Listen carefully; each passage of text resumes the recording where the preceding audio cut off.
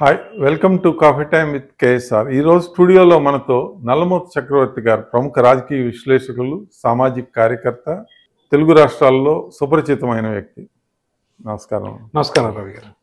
Sir, ఆంధ్రప్రదేశ్లో రాజకీయ కురుక్షేత్రం 2 నెలల్లో రాబోతోంది.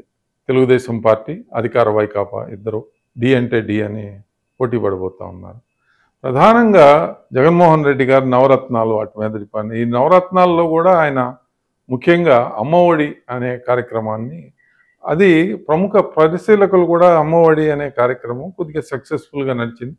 అదిగాక విద్యారంగం మీద జగన్మోహన్ రెడ్డి గారు కొద్దిగా ఫోకస్ చేశారు అనేది వార్తలు వినిపిస్తూ ఉన్నాయి. దీని ప్రభావం రాబోయే రాజకీయ కురుక్షేత్ర యుద్ధంలో ఏ విధంగా ఉండబోతా ఉంది? విద్యా రంగం మీద జగన్మోహన్ రెడ్డి గారు ఎన్నికల ప్రచారంలో బాగానే ఫోకస్ పెడుతున్నారు. అమ్మ ఒడి ఒక కార్యక్రమం, ఇంగ్లీష్ మీడియం అని ఇంగ్లీష్ మీడియం ఒకటి తీసుకొచ్చారు. నాడు నేడు అనే నాడు నేడు ప్రోగ్రాంలో రకరకాల కార్యక్రమాలు ఉన్నాయి. దాంట్లో ఐబీ అన్నారు, విద్యార్థులకి ల్యాప్టాప్, ట్యాబ్స్, పుస్తకాలు, స్కూల్ బ్యాగులు, యూనిఫామ్లు, బెల్ట్లు, షూస్, సాక్స్ ఇట్లాంటివన్నీ ఇవ్వటం జరిగింది. కాబట్టి విద్య మీద చాలా ఫోకస్ వచ్చింది. దాని మూలంగా జరిగింది ఏంటంటే ప్రజల్లో కొంత సదభిప్రాయం కలిగింది. ప్రత్యేకంగా ఎందుకంటే ప్రభుత్వ పాఠశాలలో చదివేది ఎక్కువగా బీద ప్రజలు కాబట్టి, పేద ప్రజలు కాబట్టి, లోవర్ ఇన్కమ్ ప్రజలు కాబట్టి, ఇతను పేద ప్రజలకి మంచి చేయడానికి ప్రయత్నం చేస్తున్నాడనే ఒక భావన రావటం జరిగింది. దాని మూలంగా ఏమైందంటే ప్రతిపక్షాలు ఆయన చేసే వాటిని విమర్శించడానికి కొంత ముందు వెనకయ్యారు. ఐ డోంట్ థింక్ ప్రతిపక్షాలే కాదు, ఇతరులు కూడా పెద్ద లోతుగా దాన్ని పరిశీలించలేదు. కాకపోతే వాస్తవానికి జరిగింది ఏంటంటే జగన్మోహన్ రెడ్డి గారి విధానాలు ఏవి కూడా సంస్కరణ దిశలో, విద్యార్థుల భవిష్యత్తు బాగా ఉండే విధంగా జరిగినవి కావు. మోస్ట్లీ చాలా సూపర్ఫిషియల్గా, సర్ఫేస్ లెవెల్లో కనిపించేట్లుగా ఇట్స్ ఎ షో. నేను మొన్న వీడియో చేసినప్పుడు అన్నాను, పైన పటారం లోన లోటారం, ఆ విధంగా జరిగింది ఆయన కార్యక్రమాలన్నీ. ఇది ఆయన చేసిన ఏవి కూడా సఫలీకృతం కాకపోగా చాలా సరైన ఆలోచనతో తెలియదు. ఓట్ల వ్యాపారం కొరకు చేసిన ఈ ప్రోగ్రామ్స్, సంస్కరణలు, నేను వాటిని ప్రోగ్రామ్స్ అంటాను. కారణం ఏంటంటే ఆయన ఇప్పుడు 4.5 సంవత్సరాలుగా చేస్తున్నప్పటికి కూడా దాని ఫలితాలు మనకు కనిపించట్లేదు, ర్యాంకింగ్స్లో కానీ ఇతర మార్గాల్లో కానీ. ముందు మీరు ఇంగ్లీష్ మీడియం అన్నారు, ఇంగ్లీష్ మీడియము కంపల్సరీ చేశారు. కంపల్సరీ చేసినప్పుడు 1 నుంచి 10వ తరగతిలో క్రమక్రమంగా చేయాలి. టీచర్లు కూడా అదే, 3 లక్షల మంది టీచర్లు, దాదాపు 40 లక్షల మంది విద్యార్థులు. మీరు ఫస్ట్ క్లాస్లో మొదలుపెట్టి వాళ్ళకి ఇంగ్లీష్ మీడియం చేసి మళ్ళీ అదే విద్యార్థులు సెకండ్ క్లాస్కి వచ్చినప్పుడు మళ్ళీ టీచర్లకు ట్రైనింగ్ ఇచ్చుకొని క్రమక్రమంగా చేసుకుంటూ వస్తే మీకు దాదాపు ఒక 10 ఏళ్లలో మొత్తం ఇంగ్లీష్ మీడియం చేయొచ్చు. ఏది మీ ఆశయం ఇంగ్లీష్ మీడియం అయ్యి విద్యార్థులు దాని మూలంగా లాభం పొందాలంటే అది పద్ధతి. ఆయన ఏం చేశాడు, ఓవర్ నైట్ ఇంగ్లీష్ మీడియం. ఇప్పుడు మీరు 7th క్లాస్ పిల్లలండి, 7th క్లాస్లో ఎండాకాలం సెలవులకు వెళ్ళారు. 7వ తరగతి వరకు కూడా మీరు తెలుగు మీడియంలో చదువుకున్నారు. 8వ తరగతి ఫస్ట్ డే క్లాస్కి వచ్చాక ఇంగ్లీష్ మీడియం. టీచర్కి ఇంగ్లీష్ రాదు చెప్పటం, మీకు అర్థం కాదు, ఎట్లా చేస్తారు పిల్లలు? ఇదే విధానం అంటే ఇంత మొత్తం బ్లాంకెట్గా చేయలేదు.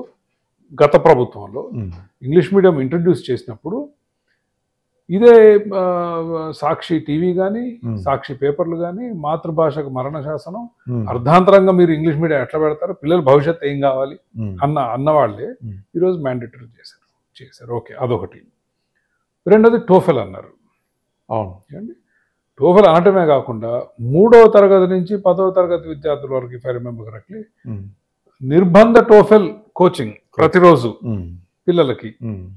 టోఫెల్ అనేది test of English as foreign language, America వెళ్ళటానికి మాత్రమే పనికొచ్చే పరీక్ష. అది కూడా ఎప్పుడు బ్యాచిలర్స్ అయిపోయి భారతదేశంలో అందరూ డిగ్రీ ఇక్కడ చేసి ఇంజనీరింగ్ ఇంకోటో చేసిన తర్వాత పోస్ట్ గ్రాడ్యుయేషన్ డిగ్రీకి వెళ్ళటానికి అమెరికాకి వెళ్ళేటప్పుడు రాసే పరీక్ష. దానికి ఎన్ని నెలలు ప్రిపేర్ అవుతాం? ఎందుకంటే నేను రాసే తెలుసు, 3 నెలలు చదువుతాం. జిఆర్ఈ కానీ జీమాట్ కానీ ఆన్ ద అదర్ హ్యాండ్ కొంచెం క్లిష్టమైన పరీక్ష, దానికి 1 సంవత్సరం పాటు చదవాలి. ఎందుకంటే మనకి ఇంగ్లీష్లో ప్రావీణ్యం తక్కువ ఉంటుంది కాబట్టి. TOEFL is a very simple language. మరి టోఫెల్ ఎందుకు పెట్టాడు ఈయన 3వ తరగతి పిల్లలకి? ఏంటంటే ప్రజల్లో దీని మీద అవగాహన లేని వాళ్ళు, తల్లిదండ్రులు వినుంటారు ఎక్కడో టోఫెల్, అరే టోఫెల్ అంటే అమెరికా వెళ్ళటానికి, మళ్ళీ బ్రిటన్కి జర్మనీకి పనికిరాదు, ఐఎల్స్ ఏదో ఉన్నాయి, ఆస్ట్రేలియాకి వేరే వేరే ఉన్నాయి, ఇది ఓన్లీ అమెరికాకి. తల్లిదండ్రులకి ఏంటంటే ఓహో మన ముఖ్యమంత్రి గారు మన పిల్లలకి మంచి చేస్తానికి టోఫెల్. ఇంకా స్కూల్కి అయితే యాక్చువల్గా ఎస్ఏటి ఉంది, స్కూల్ ఎస్ఐటి ఉంది, మళ్ళీ ఏది అండర్ గ్రాడ్ అయితే మీకు మళ్ళీ ఎంబీఏ అంటే జీమాట్, సో ఇవి కొంచెం అవి కూడా కష్టం. ఐఐటి లాంటి పరీక్షలు కావు, అవి కూడా బాగా ఈజీనే. సో తల్లిదండ్రులకి ఇప్పుడు నేనేంటంటే పేద ప్రజలు ఉన్నారు, ఎక్కువగా చదువురాని తల్లిదండ్రులు ఉన్నారు. ఒక ముఖ్యమంత్రి స్థాయి వ్యక్తి వచ్చి టోఫెల్ అనగానే ఆహా మా వాడు ఎంత గొప్పవాడు, ముఖ్యమంత్రి గారు మా కొరకు, మా పిల్లలు కొరకు కష్టపడుతున్నాడు, ఇది చేస్తున్నాడు. That is what I'm saying. The whole education schemes of Jaganmohan Reddy గారు ఏంటంటే వీటి చుట్టే తిరుగుతాయి. ఓకే, నౌ ఐబీ అన్నారు, ఇంటర్నేషనల్ బ్యాకలారియట్. ఇది ప్రపంచంలో 175 దేశాల్లో ఉన్నప్పటికీ నాకు తెలిసి 5700 స్కూళ్ళలో ఉంది.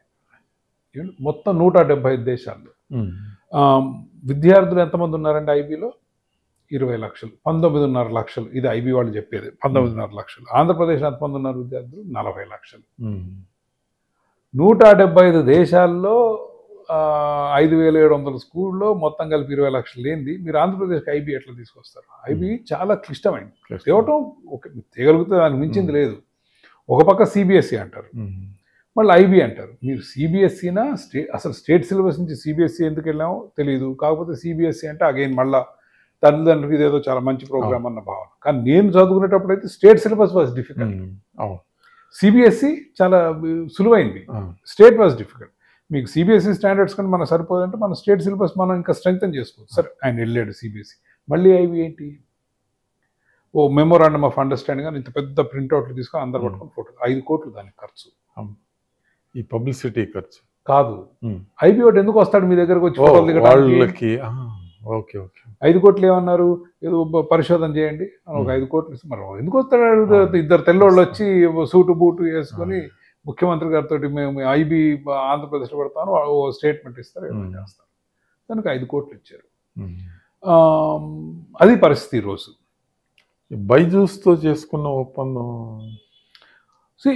ప్రతిదీ వాళ్ళు చేసింది తప్ప. బైజూసే దాదాపు కొలాప్స్ అయ్యే స్థితిలో ఉంది. సరే ఇప్పుడు రాజకీయంగా అంటే ఇప్పుడు అందరూ విమర్శిస్తున్నారు, ఏది ఆయన స్కిల్స్ డెవలప్మెంట్లో చేసినట్టు ఈయన బైజూస్ కూడా ఇచ్చాడు కదా కాంట్రాక్ట్. బైజూస్ కూడా దివాలా తీసింది కదా. బైజూస్ కూడా వాళ్ళ మీద ఇప్పుడు ఫారిన్ ఎక్స్చేంజ్ విషయంలో రెమిటెన్సెస్లో కొన్ని అవకతవకలు జరిగినట్లు వాళ్ళ మీద కూడా ఉన్నాయి, ఇవన్నీ ఉన్నాయి. But no, I don't want to go there, I'm only sticking to the facts. ఏమంటే ట్యాబ్లు ఇచ్చారు పిల్లలకి, ఓకే సార్, దానివల్ల నష్టం అయితే జరగదు. ఒక 600-700 కోట్లు అయ్యాయి. బైజూస్ దాంట్లో కాంటెంట్ వచ్చింది. నేను చెప్పేది ఏంటంటే మీరు చేసే programmes if you are sincere, this is not how you would go. 3 లక్షల మంది టీచర్లకి ఇంగ్లీష్లో ముందుకు కోచింగ్ ఇవ్వండి. వాళ్ళకి అసలు ముందు వాళ్ళకి శిక్షణ ఇస్తేనే వాళ్ళు మళ్ళీ పిల్లలకు నేర్పించగలుగుతారు. నెక్స్ట్ నేషనల్ న్యూస్ పేపర్స్తో సహా బొత్స సత్యనారాయణ గారు విద్యాశాఖ మంత్రిగా ట్వీట్ చేస్తారు, దేశంలో మనం టాప్ అని. దేశంలోనే మనం టాప్. ఆయన అంటే times of India also rights Andhra Pradesh tops అని, హిందూ రైట్స్. ఇప్పుడు ఏమైందంటే it's complete full 360-degree propaganda management. Botsa Satyanarayana గారు టాప్ అన్నప్పుడు మన bottom. We are ranked 29th. So Harvard University has an institute called Institute of Competitiveness. It's a global organization. వాళ్ళు భారతదేశంలో కూడా study చేస్తారు. అన్ని రాష్ట్రాల్లో ఎన్నో రకాల పారామీటర్స్ తీసుకొని మన విద్యా వ్యవస్థ ఎట్లుందని చేస్తారు. Primary education were at the bottom. అదే రిపోర్ట్ తీసుకొని బొత్స సత్యనారాయణ మనం టాప్ అంటారు. ఇంకా అసలు అంత భరితెగం మనం ఏం చేయాలి. ఇప్పుడు టైమ్స్ ఆఫ్ ఇండియా ఉంది, times of India rights on top. But times of ఇండియాకి ఆయన 8 కోట్లు ఇచ్చారు. ఏమని గవర్నమెంట్ ప్రమోట్ చేయమని. It's like legal corruption. మీకు తెలిసిందే ప్రభుత్వంలో వచ్చిన కొత్తలో ఇచ్చారు. హిందూ కూడా వాళ్ళకి చాలా అనుకూలమైన పత్రిక, హిందూ ఎడిటర్ కూడా వచ్చి ఆయన కలిసిపోతూ ఉంటాడు, వాళ్ళు రాస్తున్నారు టాప్ అని. అంటే వాళ్ళకు ప్యాకేజ్ లో ఉంటారండి వీళ్ళంతా. మొన్న తిరుపతిలో పెట్టారు.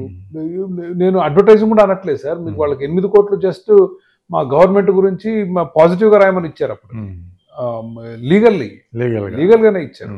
మొన్న ఎడ్యుకేషన్ సమిట్ అని తిరుపతిలో పెట్టారు, 4.5 కోట్లు ఇచ్చారు. ఇండియా టుడే మరి ఇచ్చినప్పుడు మరి వాళ్ళు రాయాలిగా, రాస్తున్నారుగా. But the point I'm trying to make is they are ranked at rock bottom. But ఏదో దారిని పోయే దానయ్య ఇచ్చింది కాదు. Harvard business school, Harvard university, not business school, Harvard university institute of competitiveness వాళ్ళకు అనుబంధ సంస్థ కేంద్ర ప్రభుత్వం కలిసి చేసిన స్టడీ అధ్యయనం దాంట్లో ఇచ్చింది. దాంతోపాటు కేంద్ర ప్రభుత్వం కూడా చేస్తుంది, ప్రతి సంవత్సరం చేస్తారు కేంద్ర ప్రభుత్వం. దాంట్లో 19th ఇండియాలో. అయితే వాళ్ళు చేసేటప్పుడు రకరకాల అంశాల్లో డిఫరెంట్ ఒక పారామీటర్లో they do well. Access to education అనేది ఒకటి ఉంది, దాంట్లో కన్సిస్టెంట్లీ ఆంధ్రప్రదేశ్ డస్ వెల్. అదొక్కటి పట్టుకుంటాడు. అంటే they hope that nobody watches.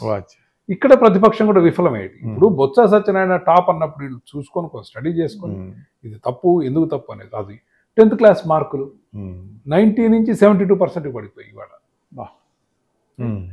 మూడోది ద మనీ. ఈ ప్రభుత్వం అంటది మేము 1000 కోట్లు 32,000 కోట్లు పెట్టామంటారు. It is not true. As a percentage of the budget they're very ఇవాళ 11.5% పెడుతున్నారు. గత ప్రభుత్వంలో 16.5 నుంచి 13% వచ్చారు రేంజ్. మీ టోటల్ బడ్జెట్లో విద్య మీద ఎంత పెడుతున్నారు? 16 నుంచి 13కి వచ్చారు. ఏది గత ప్రభుత్వం, టీడీపీ ప్రభుత్వం. ఈయన 14.5 ఆర్బాటంతో మొదలుపెట్టి ఇప్పుడు 11.5. So in terms of money also they are not putting. మళ్ళీ దీంట్లో నుంచి మీరు అమ్మఒడి లాంటి సంక్షేమ పథకాలు, ఇప్పుడు అమ్మఒడి అంటే తల్లిదండ్రులు డబ్బులు ఇవ్వటమే, దానివల్ల విద్యా వ్యవస్థ మీకు ఇంప్రూవ్ కాదు. డబ్బులు ఇవ్వటం కదండి. విద్యా వ్యవస్థ ఎప్పుడు ఇంప్రూవ్ అయింది? టీచర్లకు శిక్షణ ఇచ్చి సరైన పుస్తకాలు, ఇన్ఫ్రాస్ట్రక్చర్ కొంత చేస్తున్నారు ఇప్పుడు. That is commendable. మనం అన్నిటినీ తప్పు పట్టకూడదు. But what I'm saying is his work is not giving yielding results. ఫలితాలు రావట్లేదు. మీరు అసలు 29 అంటే 35 రాష్ట్రాలు యూనియన్ టెరిటరీలు కలుపుకుంటే 35లో మీరు 29లో ఉంటే మరి మీరు చేసేదంతా ఎడిపోతుంది. That is the question I would like opposition to ask. That was my question.